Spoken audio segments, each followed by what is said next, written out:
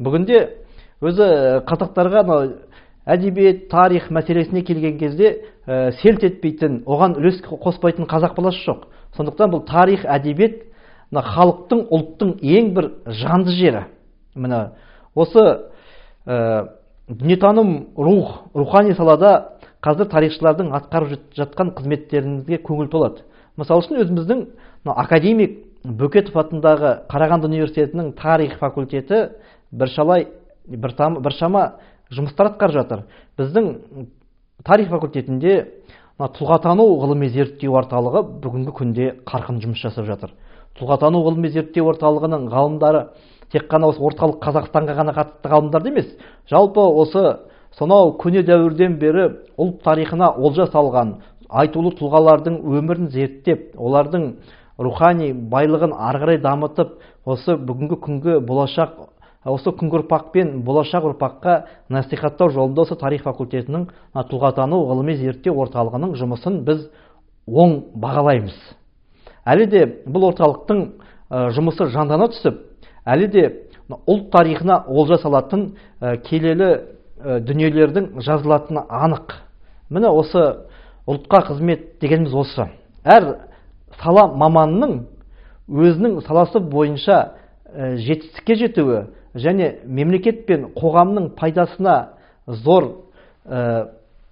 ықыласпен жұмыс жасауы, бұның барлығы ұлтқа қызметтің алғашқы үлгісі деп айтуымызға болады.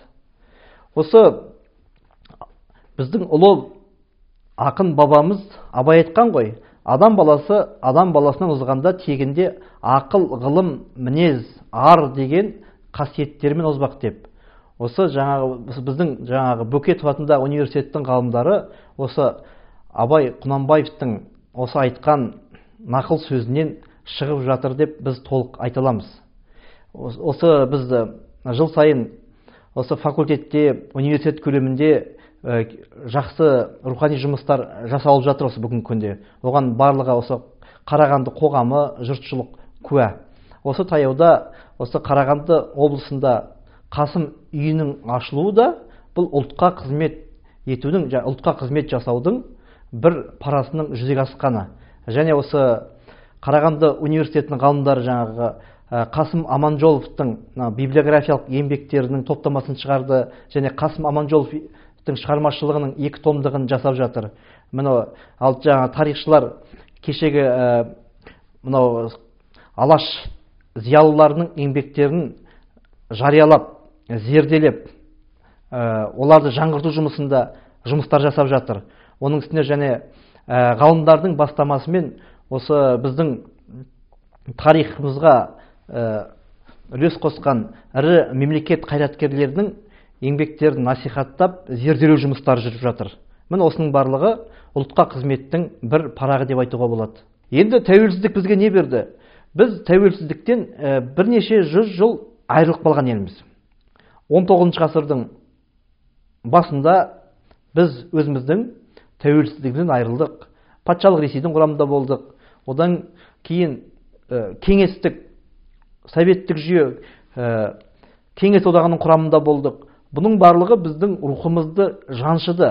Біздің халықтың бойындағы мемлекетшілдік қасиетті жойды. Бірақ соған қарамай, осы қиын жылдарда, отаршылдық дәуірде қазақтың тәуелсіздігін, қазақтың еркіндігін, қазақтың мәдениетін, тарихын сақтаймыз деген тарихи тұлғалардың күресі бір сәтке тоқтаған жоқ. Міне сол дәстүр ғасырдан ғасырға жалғасып жатты. 19 ғасырда бұл тәуелсіздік үшін идея Исатай мен Махамбеттің, Кенесарының күресімен әйгілі болды. Ал 20 ғасырда тәуелсіздік идея Әлихан Бөкейхан басқарған алаш зиялыларының маңайына топтасты. Яғни бұл Әлихан Бөкейханның барлық арманы қазақты ірі дамыған мемлекет, тәуелсіз ел қылып еді. Міне кейін Әлихан Бөкейханның ұстанымына адал болған қайраткерлер кеңестік заманда да тәуелсіздік үшін ұлы идеядан бір сәтке айырылған жоқ. Ол Жұмабек Тәшеновтің барлық еңбектерінің тәуелсіздік еңбегі көрінді. Немесе кешегі Қайрат, Ләззат, Сәбиралардың 1986 жылғы желтоқсан көтерілісін атойлап шығуға осы тәуелсіздіктің басты ұлы арман, мақсаты, идеясы еді. Міне ол 91 жылы біз жеке тәуелсіздік алдық, ата бабамыздың арманы іске асты.